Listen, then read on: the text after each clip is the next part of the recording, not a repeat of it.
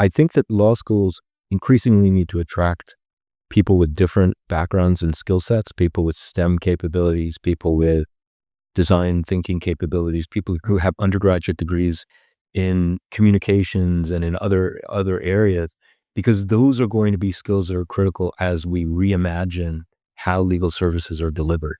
And if you're excited about those things and redesigning that and reimagining that space, there is no better time to be coming out of law school. I mean, this is the generation that will be facing all of those things that you've alluded to there. That's going to be the future for young people coming out today. I think that's really exciting. I mean, in some ways I envy them. I'm Hal Marcus. And I'm Memme Onwudiwe. And this is Meeting of the Minds, the legal AI podcast from Evisort.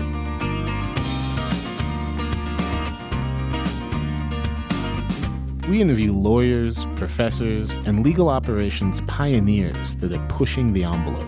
Leaders using technology to drive great business outcomes and shape the future of the profession.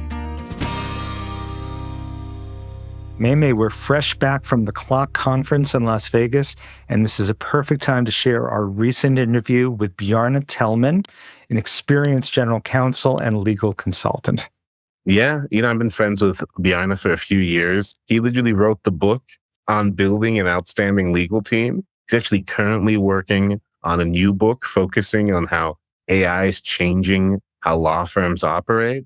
He spoke at an executive innovation summit that we hosted a couple months back at Harvard Law School. And I'm really excited to share some of his exciting ideas with the wider audience. Bjarne's had a fascinating career. We talked about working with people across the range of international roles he's had. We're always talking about contract intelligence. We talked a lot about cultural intelligence with him and how to build that in an organization. And we talked about the impact of AI, not just on in-house counsel, but as you said, particularly on the impact on law firms and on the ever persistent billable hour. We even got into the concept of what's good enough as pertains to AI for it to have the kind of impact that we're expecting. So without further ado, let's jump in. Bjarne, how you doing? Thanks so much for joining us today. Thanks a lot, Memme. No, it's great to be here. I really appreciate the opportunity to come on and chat with you today. Really looking forward to dive into your varied and international career in legal. I want to start though, because you actually wrote the book when it comes to being an incredible general counsel with the book Building an Outstanding Legal Team, Battle-Tested Strategies from a General Counsel. And I'm curious right now, with so much changing in legal departments with AI and other pressures, how are the needs of legal departments evolving? Well, hey, first of all, so thanks for having me. It's great to be here and it's great to see you again. Look, I mean, I think things obviously are changing. I think the book is timeless. It was written in 2017, I think came out in 17. And that book was really more around, the structural framework that you might want to use when you're running a legal department. So how do you think about your hardware? So the measurable kind of tangible aspects of running a department, like your budget and reporting lines and technology, and then the software, the less tangible things like culture, talent and capabilities and so forth. And then the constant strategy and change, and how do you lean into change? So I actually think that framework's pretty timeless. But I will say I am, spoiler alert, writing a new book. And that book is going to focus on some of the new elements that are impacting not just in-house practice, but I think the industry in general, and in particular AI and the role that AI has and will continue to have inside corporations, and how that might impact and change the way that we all work and how we interact with each other. So that's an exciting development for sure. So Bjarne, let's go back a stage, because we really want to delve into those topics, but I want to hear how your law firm experience and then extensive GC experience really came about. So you started in New York at White & Case, but you very quickly went into international postings. How did that come about? Yeah, so I started, this was the mid-90s when law firms were still mostly not global. And I had grown up, my father was a diplomat, so I kind of grew up all over the place. I was used to moving around, and I knew I wanted an international career. And White and Case was the firm back then that had, offices all over the world, staffed with lawyers who were New York qualified. And that appealed to me. I just found that very exciting, the prospect of being able to go from one office to the next and work on deals and get exposure to different markets. That was very, I wouldn't say it was unique in those days, but there certainly weren't that many firms that had that kind of global reach. So it was, yeah, those were heady days. Other than already being very comfortable traveling the world, what intrigued you enough to want to really live in all those different places? Well, careers can never be replicated, right? It's sort of a serendipitous series of people that you meet and events that happen. In my case, I sort of fell into an international career. I was in the New York office, had no plans to move. And then I was asked to go to the Stockholm office of White and Case to work on a transaction involving Coca-Cola. And I grew up in Norway. I speak Norwegian, and I guess at the time they didn't have that many kind of Norwegian speaking New York qualified lawyers. So I was sort of there, basically. So they sent me there for what was supposed to be a 6-week transaction. So I left all my stuff in New York, and I moved off to Stockholm, and I came back to New York 21 years later. So it sort of, life happened. Six weeks turned into 6 months. I stayed in the Stockholm office for a while, and then I got transferred to Helsinki. And during the time I was in the Helsinki office, I met my wife, who is German. And at that point, White and Case didn't have an office in Germany. So I switched firms. I went to Sullivan and Cromwell in Frankfurt and spent 3 years there doing deals kind of all across Germany and Switzerland and Austria. And that was sort of a time when there were a lot of, you know, solid German companies, state-owned companies, also in Switzerland, things like Deutsche Telekom, Swisscom, that were IPOing and privatizing, or going public rather. And so that was a really interesting period of time. And after about 3 years, they wanted me to move back to the New York office and specialize. And I kind of found myself much more interested in the companies that I was writing prospectuses about than the rules involving the prospectus. I was fascinated by the technology they were using, by the dynamics that were in the companies. And I decided to just jump ship and go in-house. And so I joined Kimberly Clark in London and spent the year in the Reigate office just outside of London. And then, and this is where serendipity comes in. The people I had worked with on that Coca-Cola transaction, the sort of team at Coke came back to me and said, "Hey, we're forming this new bottling organization in Europe. It's going to be a $5 billion revenue business covering 28 countries across Europe. It'll be listed on the New York Stock Exchange. Would you like to come in and join us as Deputy General Counsel?" And, I had no choice but to say yes. That was just such a great opportunity. So I started with them in London. And then after about a year, they sent me to the Vienna office. We spent 3 years in Vienna, and I did a lot of work across Russia, CIS, the new EU member states, a lot of acquisitions of different businesses, juice and water companies in Bulgaria and Romania and Russia and Serbia, all over the place. And then after about 3 years, I was sent to their headquarters in Athens, Greece. Spent another 2 or 3 years there. And again, in one of these serendipitous moments, while I had been in Vienna, I had an office next to someone from the Coca-Cola company, so not the bottling side, but the company side. And he called me up and he said, "Hey, long time no speak. I'm now in Tokyo and I'm rotating out of Tokyo and taking another role. And we were wondering if you'd like to join us on the company side as the general counsel for Japan.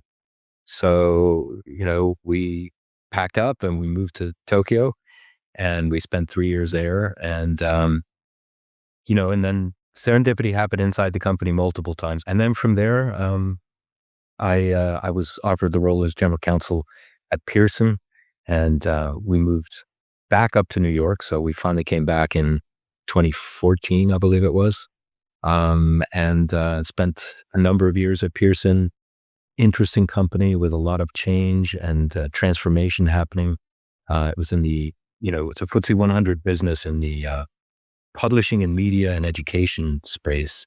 And it was moving very rapidly into ed tech and, all of the ways in which education was changing. And then from there, I went to GSK as part of the team that demerged their consumer health business from, it was a joint venture between GSK and Pfizer. And we demerged it. It became one of the 20 biggest companies on the London Stock Exchange called Haleon. It owns a lot of products that you probably know, Sensodyne and Theraflu and Chapstick and Tums and Panadol and Advil and all the stuff that's not prescription that's in your bathroom is part of the Haleon portfolio. So we listed that on London and also in the New York on the New York Stock Exchange. So it was really a kind of a remarkable career. And now I have launched my own advisory business after 30 years of legal practice. So just this month launched FjordStream Advisors, which kind of services the legal industry in terms of both consulting and executive coaching, as well as thought leadership. So yeah, it's been a crazy journey. That's an incredible journey. I'm really interested in how you've been able to adapt culturally in moving across all these different countries, especially because so much of that you're in leadership positions where you have to build teams and maybe, cultures that might be foreign to you. Yeah, that's a great question. I think the first thing that maybe was important in that journey was getting my partner on board, my wife, and making sure that we were holding hands and doing these things together. Because it's not that easy to sort of move, from Athens, Greece to Tokyo to Atlanta. It takes two, and you need to make sure that you're aligned on that, culturally. And so we always had this formula where we agreed in advance on, whether we were mutually on board with this. And if we were, we committed to ourselves and to each other that for the next 3 years, we're not going to complain. No matter how bad it gets culturally, if we're just, we hate the place, we're committed here for the next 3 years. And then on the third anniversary, if either of us, vetoes this and says, I'm out, then the other commits to leaving too. And that sort of, I think it was a good way of sort of forcing you to commit to something, but at the same time, making sure that each person retains the power to sort of cut it off at a moment in time. Like this no complaints for 3 years concept. I think that's good marital advice just as a rule. But I'm curious, this is how you adapted to all of these different locales that you were living in, the different cultures with the work. Earlier, you were talking about your book about building an outstanding legal team. How much of that is dependent on the locale and the industry that you're in and the other particulars? Are there universals that carry across, or is it very much a function of what the company does? I think the principles are universal. They were designed to be universal, but one of the capabilities that I talked about in that book was cultural intelligence. And, coming back to sort of, Memme, to your questions, in terms of teams and how you manage that, I think gaining an appreciation of how different cultures approach different aspects of leadership and collaboration is really important. And it's not something that you can only learn the hard way. I think you can inform yourself and you can read up on things and you can sort of gain a lot of understanding from people who've gone before you. There's actually a great book that I would recommend called The Culture Map by Aaron Meyer. And it sort of highlights and categorizes some of the differences. But, some of the things that you learn over the years and that I think are very important when you come into a new culture and trying to manage a team is how does the culture that you've landed in or the team's culture, uh, how do they approach things like conflict, for example? How do they approach trust? Different cultures build trust in different ways. And to give you a concrete example, I think many Northern European cultures in particular, and perhaps also the US, you tend to build professional trust based on expertise. It's sort of, you're the leading antitrust lawyer and I've got an issue and I trust you're going to make that issue go away. In many other cultures around the world, there's a much bigger sort of relationship component before you trust someone. And you have to build that relationship over time. You have to have dinner with that person. You have to spend time with them. And you have to get to know them as human beings before you can really say, I trust you as a professional. And that's something that if you're coming from more of a transactional culture, if you're not aware of that, you're going to struggle building trust, right? Um, and conflict is another. Some cultures, open conflict is constructive. Um, and if you disagree, you can just say, hey, good point, but I disagree with it. And here's why. Here are the 3 reasons. And let's have it out. Let's have the discussion. Um, there are many cultures in the world where if you tried to do that, people would lose face. They would feel, insulted and threatened by a direct kind of attack. And that's not going to be very productive, right? So those are just some examples, but I think there are many, many that we could go through and, along those dimensions, subtext and, is it a culture that is where, everyone it's basically a homogenous culture where everyone has the same reference points. I mean, Japan was very much on that scale, right? It's culture that, you don't have to spell everything out. In fact, if you do spell everything out, that's kind of insulting because it's sort of like, are you talking to me like I don't understand the context here? I mean, obviously I get what you're saying, even when you're not saying it. Whereas say the US is a very low context culture, meaning we all came from different places. And so the culture evolved to be one where, we have action points and we agree on what the meeting is going to be about. And then we agree afterwards what we agreed and we have takeaways and we just spell it out because that's where, you may come from one culture, I come from another, and I can't assume that you understand what I'm saying. So, understanding those differences, I think is really, really important. Hierarchy is another one. How do teams handle hierarchical relationships? Scandinavia is a very egalitarian model where, the CEO is kind of expected not to act like an emperor, right? That would be unseemly and it would be, it would feel odd. Whereas in other cultures, that hierarchical structure is what people feel comfortable with. And so, I think that notional culture is really important for getting the team dynamic right. And then there's also the organizational culture that you need to take into account that, if you're coming from a, culture that is freewheeling without hierarchy and, a holacracy or whatever, like a tech driven, kind of culture, and you move into a rigidly hierarchical, old fashioned company and you try to instill that in your team, you're probably going to run into, some challenges in terms of, the institutional culture just not being able to absorb that difference. So culture is really, really critical. But that leads us naturally to a critical trust factor and disruption factor in today's world, obviously, which is AI. So let's start broad and then we'll have a lot to get into here, no doubt. But what is your take at a high level at the impact on all of those principles you just described of the disruption that we're now seeing from AI? In my view, AI is one of these game changers. I don't think it's just another technology.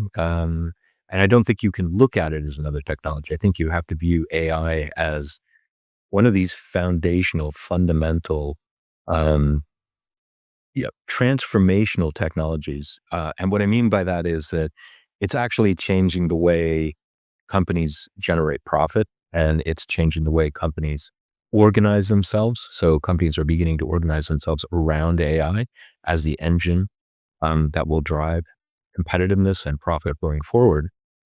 So that's going to have knock-on effects everywhere inside a company, not just in the legal department, but really across the whole company, how data gets used and the value of that, where you acquire that data and how you organize yourself in order to actively capture that data and monetize it. And that's going to have knock-on effects in terms of how companies are structured. And so, that will eventually have an implication on the legal department as well. So I do see changes coming in terms of how legal departments will organize themselves structurally. The way that we organize a department for a pre-AI world is not the same way that we're going to organize a department for an AI factory, as it were.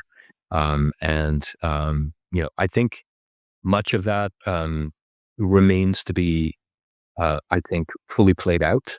But the new book I'm writing is very much, going to be talking about this and perhaps at some level speculating a little bit on how these themes, these AI-driven themes inside the company that are evolving the way the company is structured, how that's going to have a knock-on effect on legal departments, and then on law firms. So it's going to be an interesting journey, I think, over the next few years.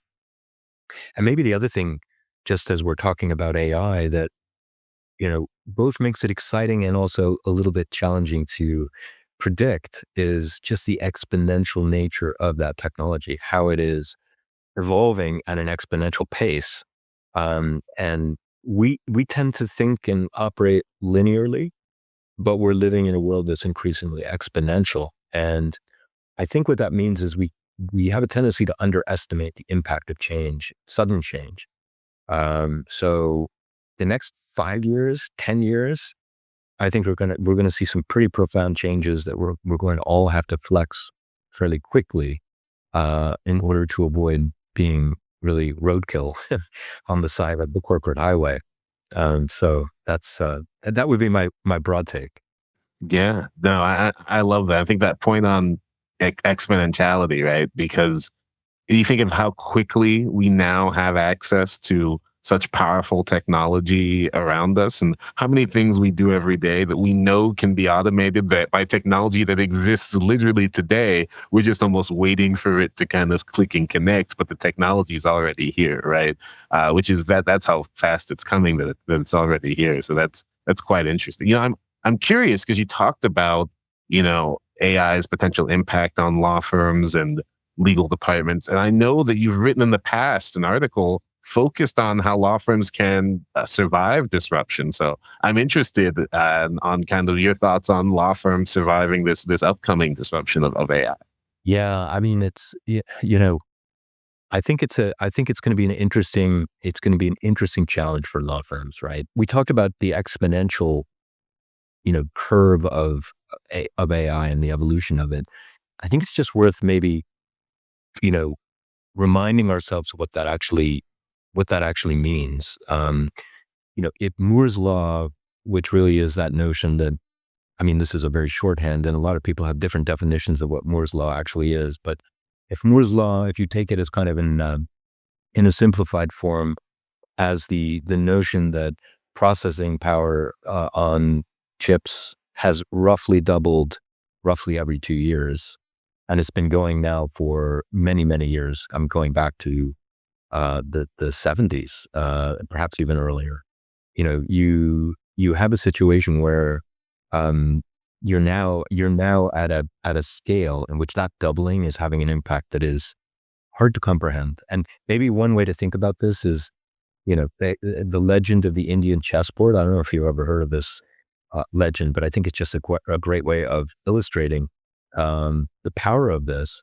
The story goes that the founder of chess in India went to a local prince and showed the game, and the prince was really impressed and said, very impressive game. Please name your reward. Do you want gold? Do you want silver?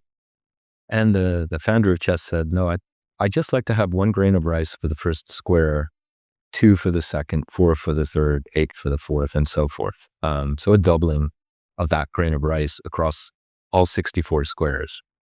And the prince, perhaps not being a mathematician, sort of said, you're a modest man, your wish is granted. What he didn't realize was, you have one grain on the first square. By the time you get halfway across the chessboard, so 32 doublings, you're in the billions of rice. But what's really interesting is the second half of that chessboard. So from 32 to 64, by the time you get to the 64th square, that 1 grain of rice is 18 quintillion grains of rice. 18 quintillion is more rice than has ever been grown. It's enough to put India under 3 feet of rice, right? And then the legend has it that he got executed.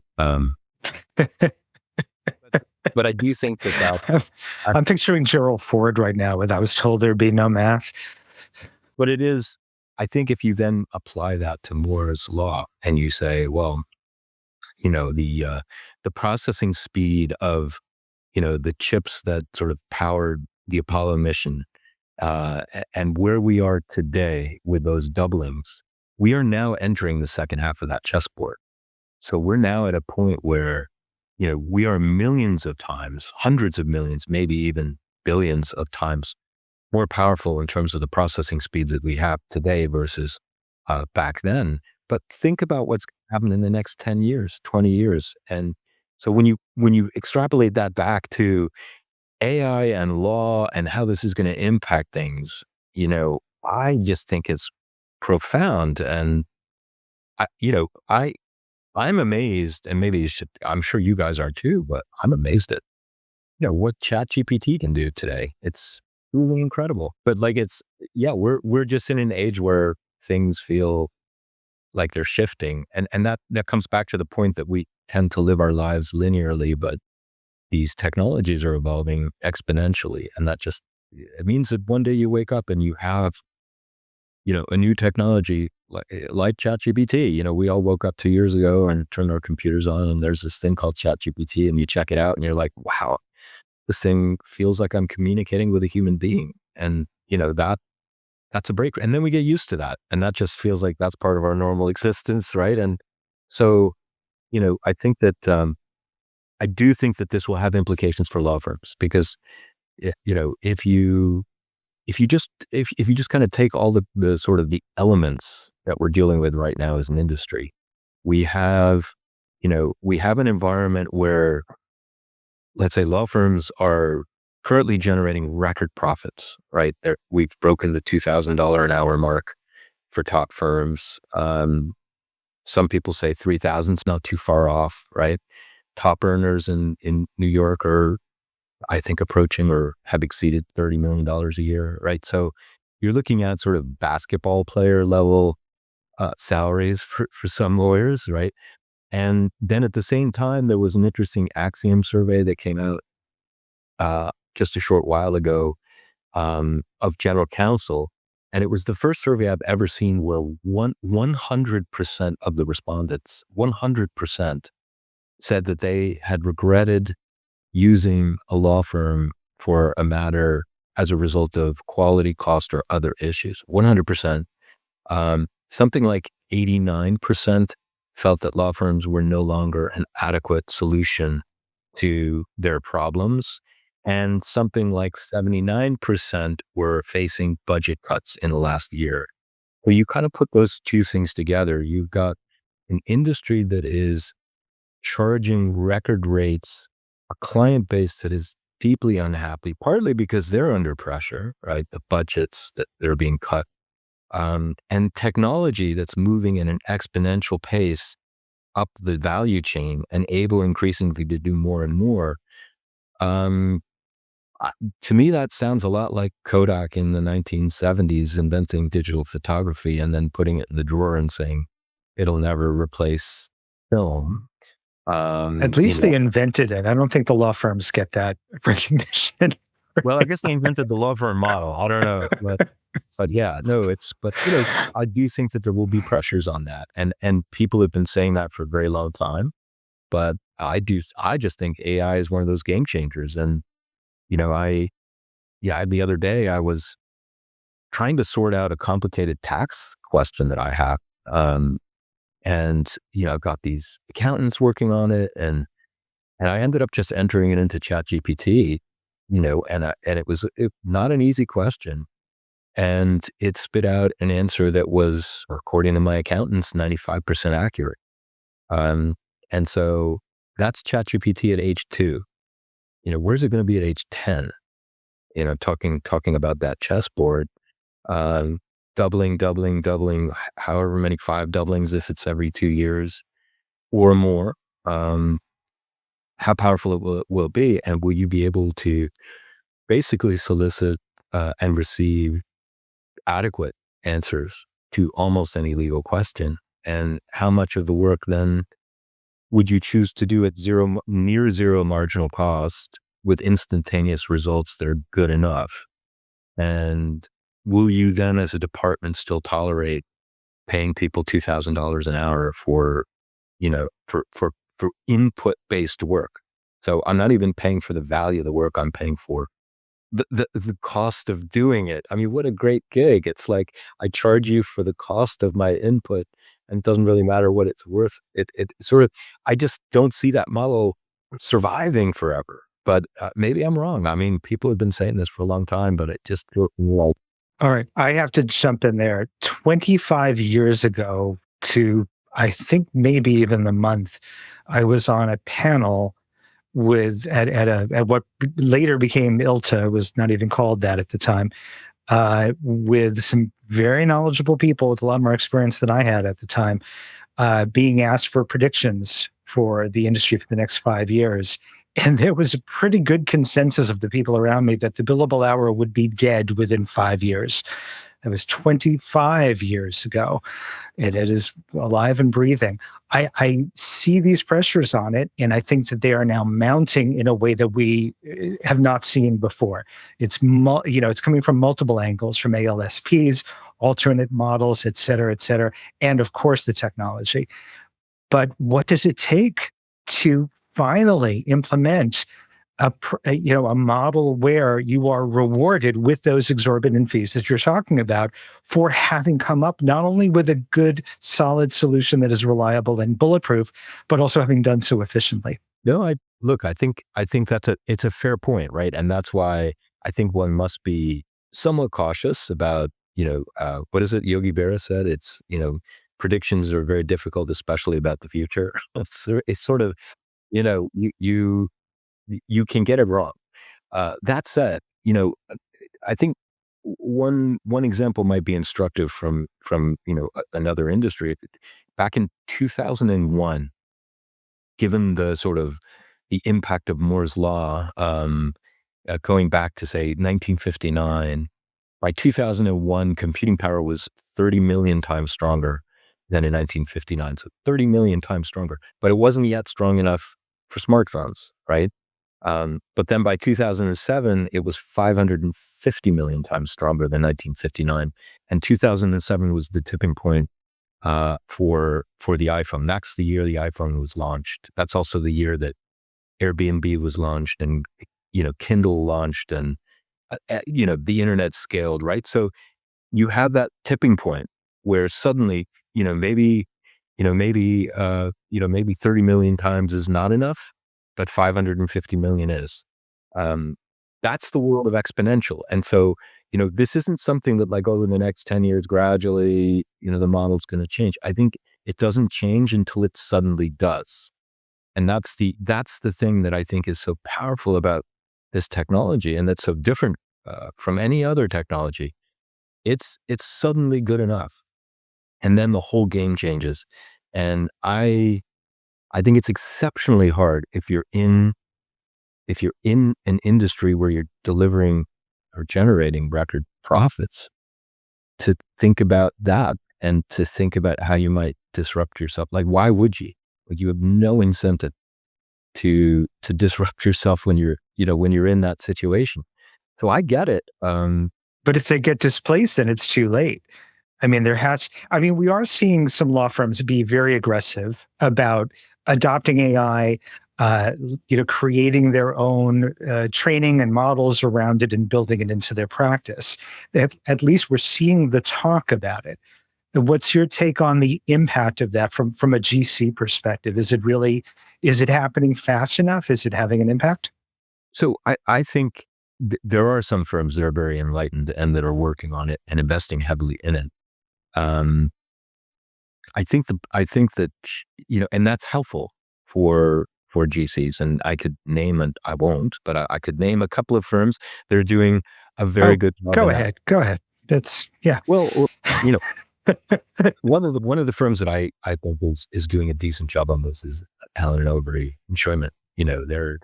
They're doing, I think, more than many to think about how to leverage technology and how to break down the value chain in a way that not only makes themselves more profitable, but also makes it more cost effective for clients. So some interesting stuff there. But all that said, I think it's almost like the primary focus, at least for most firms, is on how to make the current model more efficient. So it's how do I make a horse and buggy go faster as a horse and buggy, rather than how do I think of something totally different from a horse and buggy.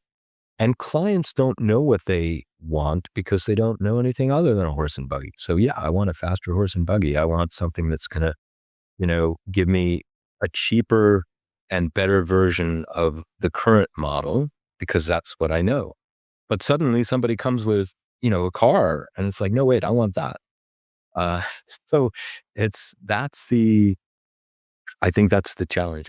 I'm not confident that any firm can realistically invest the level of capital that's needed to generate future profits through technology investments today with the current model, because the current model is predicated on distributing partner profits that were generated last year, this year, and it's a very healthy and profitable and wonderful thing for people in that model. But it also has the ironic, feature of making it very difficult to disrupt that model. It's very hard to disrupt. Yeah, yeah. I think just to mention, there has been the rise of ALSPs, right? And so law firms have been feeling, I think, some pressure. And with the rise of AI agents coming soon, that might be kind of that tipping point where you're already doing a lot of non-legal work with outside organizations, and now you have AI agents that can automate that, right? But shifting gears a little bit, another piece that I love of yours is one where you talked, and I think it was called "Don't Let the Digital Tail Wag the Transformation Dog," and I love the title probably more than anything. But in there was a 5-step model that you walked through around digital transformation within legal departments, and I'm curious, kind of, if we could dive in a little bit on what those look like.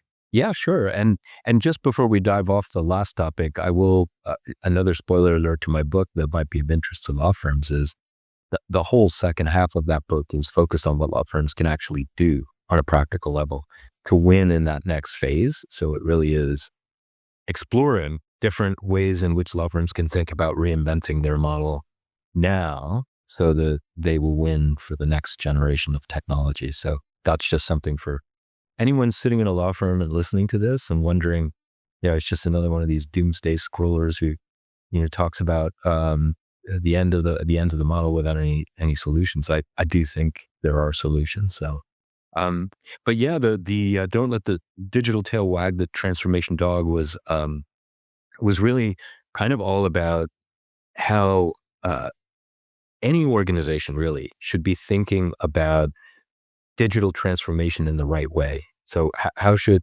and especially legal departments, how should legal departments think about rolling out, acquiring, and using technology in the right way? And what we came up with was, an understanding, first of all, that most legal departments are doing this the wrong way.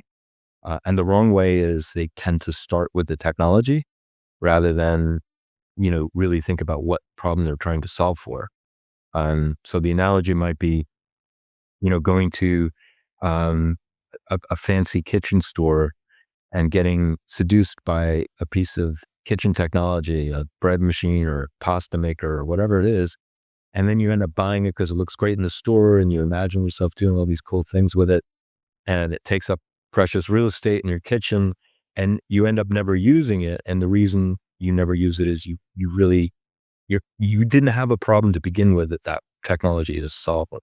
You actually would have been better off stepping back and looking at how the kitchen is currently used and then figuring out what actually could I do in this kitchen that is going to make it more effective for the demands of the consumers of this kitchen, right? And so if you take that analogy when you step back into a law firm environment or a legal department environment, what you're really looking at is a situation that instead of just getting seduced by some salesperson showing you some fancy piece of AI that has all kinds of metrics and KIs and KPIs and things like that, to really start with the fundamental question. And step one is sort of like, well, what is my purpose?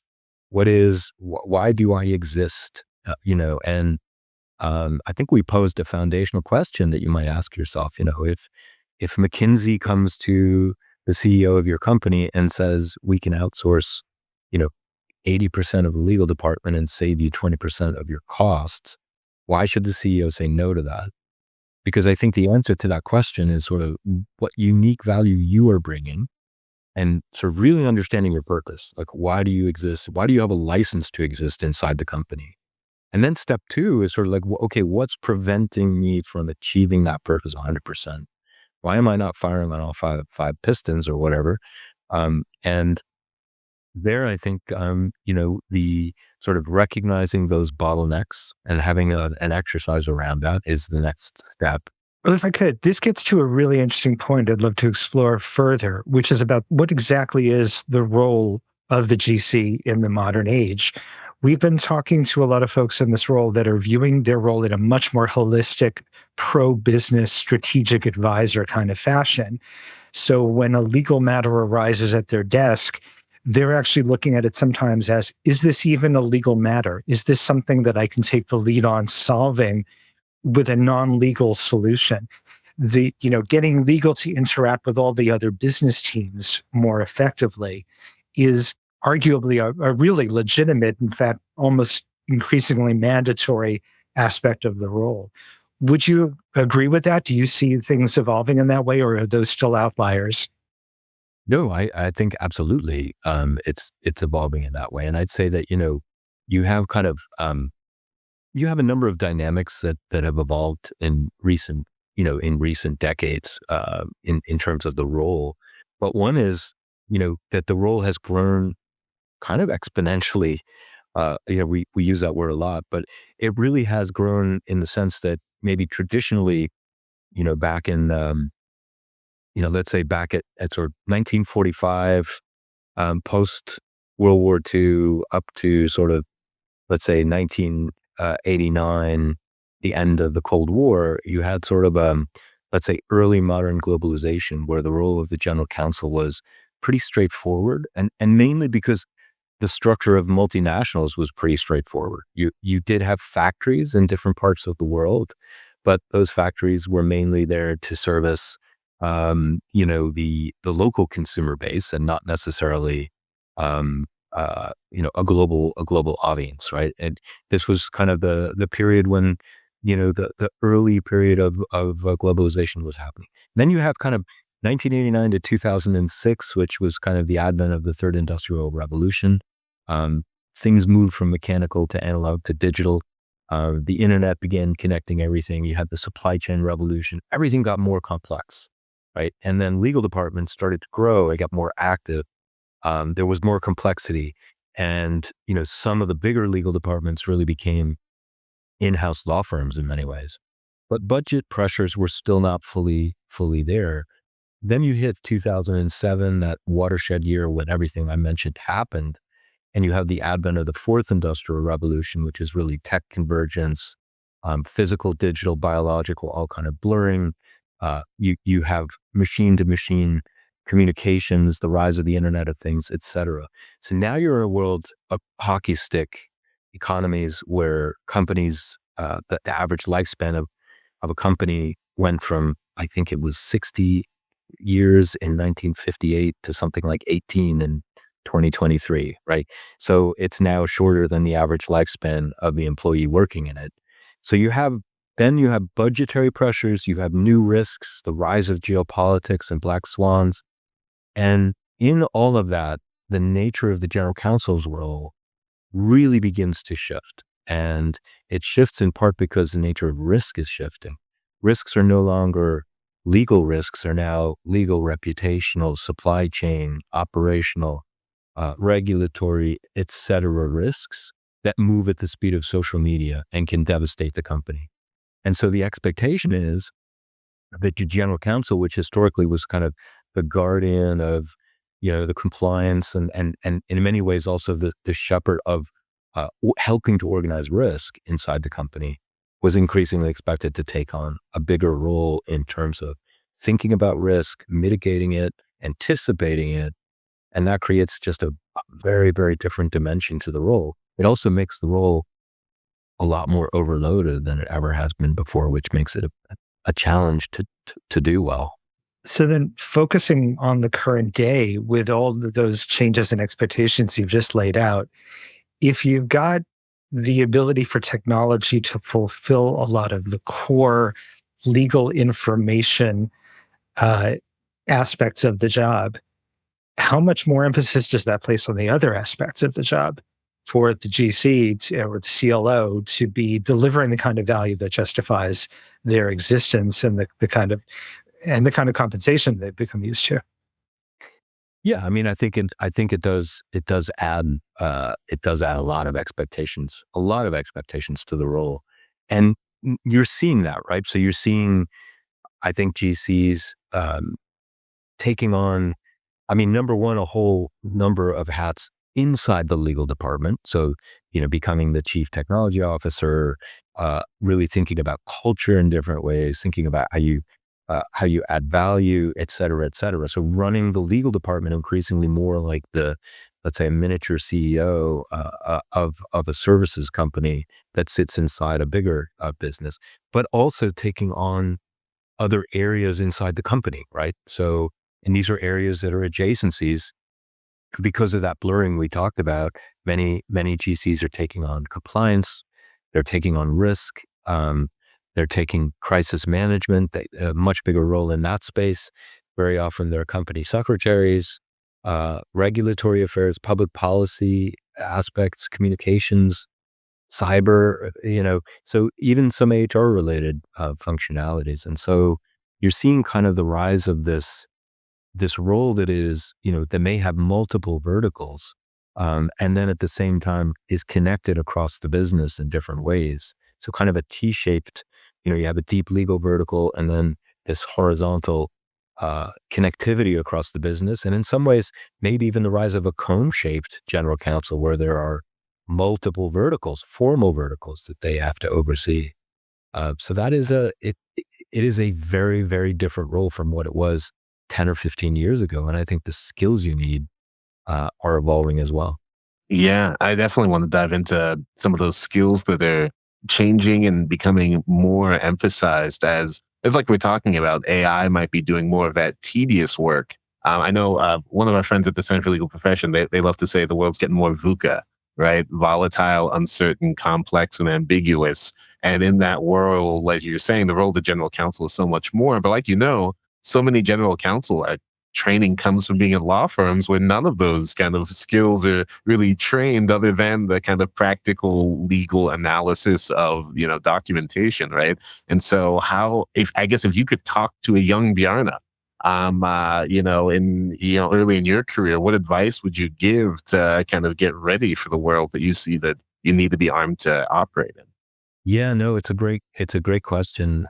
So I fully agree with you. I think that law schools, I mean, there could be a whole conversation about what we're not teaching people in law school and sort of, and the importance of that. I don't think we should ever lose sight of the fact that at the core of the in-house lawyer's role and general counsel's role is this guardian, component. You need to be a legal expert. You need to be the guardian of the company's legality and its ethics. You need to play a strong role in that space. And even though you get stretched in all these ways, I think if you lose sight of that guardian role, you're lost, right? So there is that. What Ben Heinemann always talks about is the partner guardian tension, making sure that you're navigating that tension and that you never forget that your core role is actually a governance role. I think that's essential. And law schools are doing a great job at sort of making sure that they generate students who understand that legal part, the guardian part of the equation. I think where we're falling short is the partner side. And in terms of skills that I think are lacking and that I see, certainly there are a whole load of soft skills. We talk about cultural intelligence, emotional intelligence. I think cultivating a sense of curiosity. I think elements of leadership and understanding how you lead teams and how you manage people, how you inspire, storytelling, and how you communicate something effectively. These are skills that I'm not sure law schools are equipping people with. Then I think there's some hard skills as well that if I were advising myself back then, you know, financial literacy, like reading a balance sheet, understanding what cash flow is, understanding, a P&L. These are things that I'm amazed at how many people inside a legal department seriously don't understand that. Technology, sort of the basic angles of technology and how people talk about technology and speak about it inside a company. Those are important aspects. Design thinking, might be another one that I think everyone should be familiar with. Metrics, what are KPIs and how do you measure success and how do you articulate that? These are all hard skills that, are more business school skills. So I guess my advice to the young Bjarne, aside from, maybe cutting back on the beer on the weekends would be, um, Well, when you live in Germany, come on.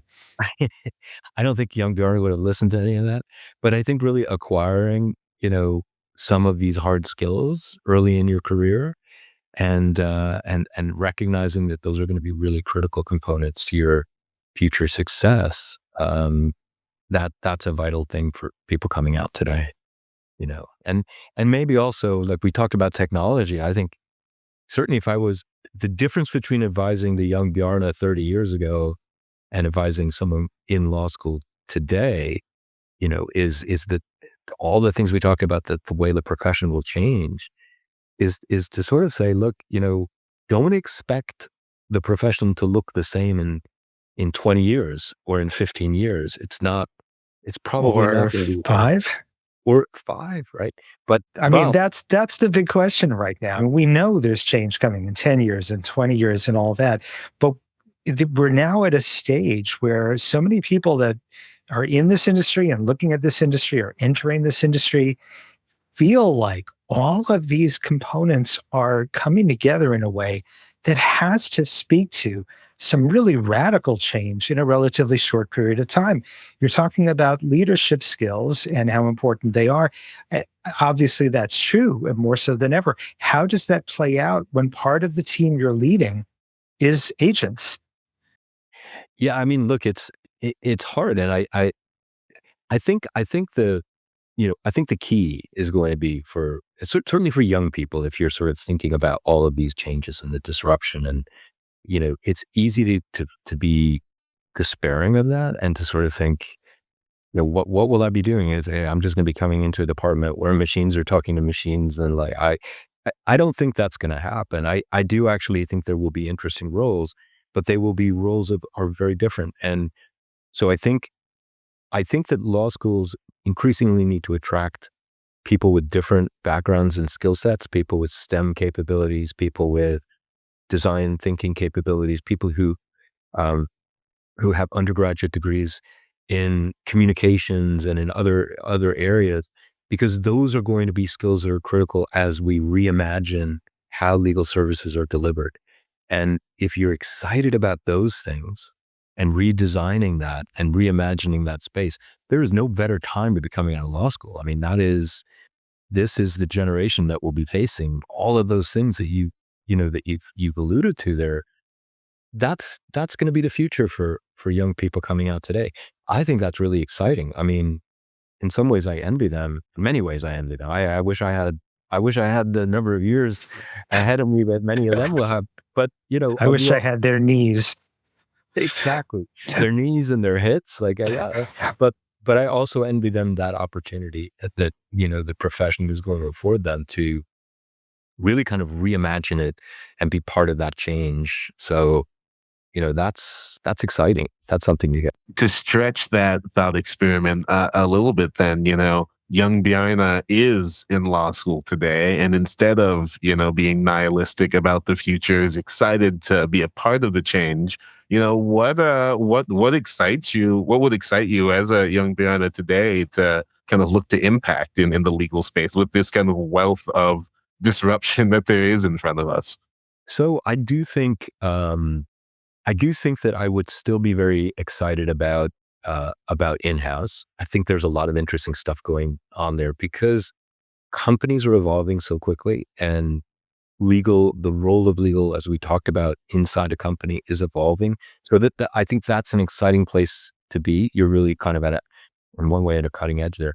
But I also think the alternative legal services, space and legal tech are spaces that are really interesting and really exciting. And I've just seen a lot of great talent, you guys included, obviously, but a lot of great talent that is coming out from, our best law schools and really going into that space and thinking of themselves as business people really more than, some kind of old school professional class, and that that is also a space that's evolved. So if you're interested in entrepreneurialism and startup culture, and and you can do that when you're young, in a way that I think is lower risk than if you try to do that when you're in your 40s or 50s.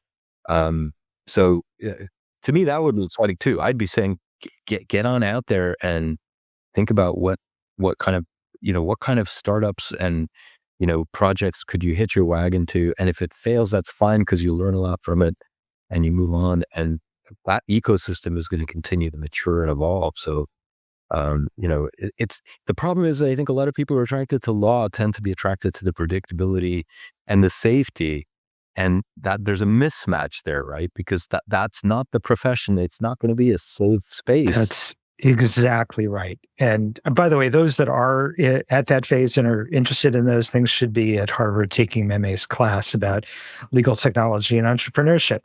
But I mean, are we heading in the direction of law school becoming, instead of a 3-year education to learn how to understand and research and recite and work within the confines of the law, more of a 2-year education to process all of that thinking, and then a year perhaps devoted to those more practical skills, technological skills, how one actually operates as a GC, a deputy GC, how one operates within a law firm environment. I walked into the major law firm, I don't know if this was your experience, with zero concept of what it meant to work the teams, live within the fiefdom, be producing, focus on the billable simultaneously as getting diverse skills. And there was so little mentorship back in my day. I think that has improved somewhat in many firms, but there's so much of that is not at all a part of the law school education. Are we now at a tipping point where it just has to be? Yeah, I mean, I agree. And I know there is a lively debate in law schools about the third year and sort of what that third year should look like and what it should be for. And I think that's a healthy debate to have. And as you say, one option is using that third year for practical skills building. I think there's also discussion in many schools around combining an MBA with a JD and doing that in 3 years. I know the law school I went to, the University of Chicago, now has a 3-year JD MBA. So they used to have just the 4-year, and now it's a 3-year. I think that's a very interesting model. So, however, and then as you say, potentially just cutting it back to 2 and saving people a third year of tuition is not necessarily a bad way to do it. Here in the UK, they have an interesting model, a very different model from the US, where, people will study whatever they study as undergrads, and then they do what's called a conversion course, a postgraduate conversion course where they learn the basic elements of the law and then become, apprentices effectively in law firms or in the barrister's office chambers and so forth. That's also a model that I think is worthy of consideration, because how much of what we do requires deep, um, theoretical skills. Some of it, definitely, we have to learn how to think like lawyers and understand how to read a case and all of those good things. But how much of it is practical, apprentice work? And if you go back in the history of the law in the US, pre-law school, lawyers learn the law in 100% by embedding themselves with another lawyer and just learning how to do it. Maybe we're going back to the future at some level where, it's about acquiring some basic skills and then getting out there and figuring out how you apply those skills in a very, very rapidly changing marketplace. I think there's a lot to be said for that. I greatly appreciate the education of thinking like a lawyer. But all of that said, the ability to process that and learn it and internalize it faster, and then freeing up that time for the practical skills, the education. Hell, I would have taken Rainmaking 301 in my third year had that been offered. These are the kinds of things I think, we really do need that kind of focus. Otherwise, the industry is, I don't see it as equipped, the profession, I should really say, I don't see it equipped for the multitude of change that is now looking like it is descending upon it. There is so much happening so fast, and to have blinders on about it, I think is really a recipe for problems. Yeah, no, I agree with that. And, in many ways, there are interesting parallels between the difficulty of navigating disruption and change if you're in a law firm and the difficulty of navigating disruption and change if you're running a law school. You're in a very competitive environment with US news rankings that weight certain variables that may or may not really bear any semblance to reality and in terms of quality and output. And that makes it very difficult. It's a bit like the Michelin guide for restaurants. Everyone wants 3 stars, but to get 3 stars, you have to cook in a very specific way. You have to use certain ingredients. And many chefs feel that that's constraining, and it increasingly ossifies evolution in that space. Maybe there's something to that in the law school space as well, that it is challenging. And to your point about the billable hour, yeah, I think coming back to it again, I really do believe that nothing changes until it suddenly does. That is the rule of the exponential world. It doesn't change until all of a sudden it does. And that's a lesson that I think is very, very hard for any player who's dominant in one generation of technology to learn about. The disruption that comes it's hard to see. It's hard to see it coming, and nobody knows when it will come, how it will come, and what impact that will have on the current model is, but I think law schools as well as firms are in that challenge. And by the way, that's not to say that legal departments are somehow more visionary, or they're not. The only reason legal departments are more likely to evolve quickly is because they sit inside companies, and companies have to evolve. That's just the nature of the market that we created. If you don't evolve and adapt, you die and you go bankrupt and you disappear, and someone else, and that happens all the time, right? So, I think that's the only reason why legal departments have perhaps a leg up on the rest of the legal profession, because they're embedded inside organizations that are evolving more rapidly and deploying the kind of capital needed to generate that evolution, or generate themselves ahead of that evolution. Well, and they're the client, so that's where the change has to emerge from.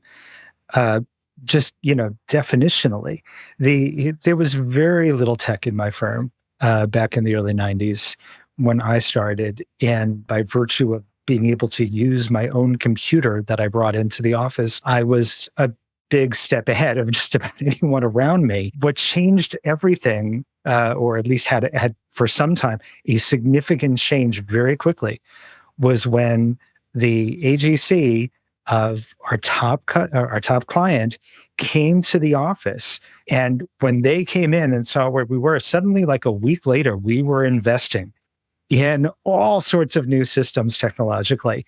And it had a big impact. Now we handle the discovery and tracking depositions and all sorts of things in litigation for the next year. So it has to start there. Yeah, no, it's interesting you say that, because I think many people have the assumption, the sort of conventional assumption up until now has been that change is not going to come from necessarily from clients or from law firms, but it's going to come from ALSPs, alternative legal service providers. It's going to come from sort of disruptive players that are in the industry and have an incentive to change things. But I think you're absolutely right. I think the change comes from, ultimately, it's going to come from clients.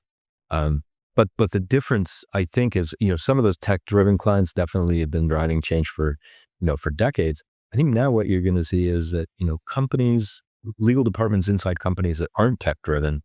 What company is not tech-driven today, right? It's like every company is an AI company at some level.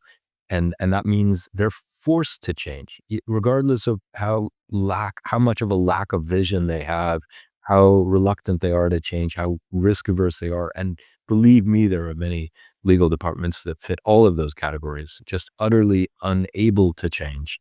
But they will change because companies are changing and they have no choice but to change, or someone will come in and change it for them.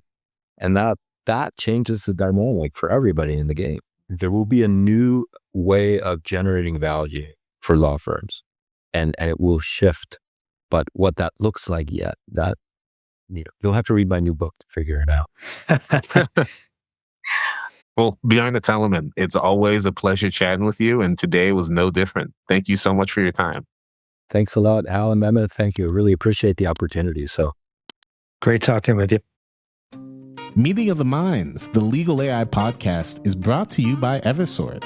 To learn more about Eversort and how we can help you contract better with AI, visit Eversort, EVISORT.com. You can find Meeting of the Minds on Apple Podcasts, Spotify, or wherever else you listen to podcasts. Don't forget to click subscribe so you won't miss future episodes. On behalf of everyone here at Eversort, thanks for tuning in.